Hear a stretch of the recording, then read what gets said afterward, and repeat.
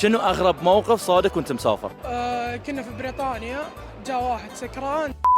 ايوه ليش؟ ما ادري، انصدمت يعني، مو عارف شو اسوي، انلخمت. انا في تركيا جاي من المطار لابس ثوب اسمر، الانظار كلها علي في الشارع كذا.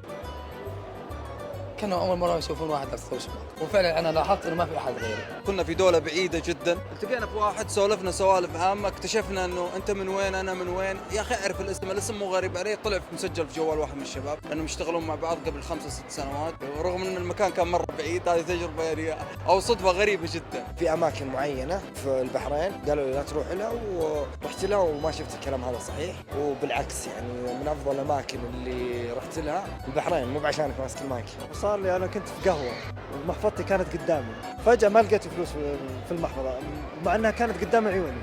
لا تسالني شلون. يعني انزرفت يعني؟ اي انزرفت. ما عندي غريب. مواقف غريبة؟ لا. فولو حساباتنا على السوشيال ميديا.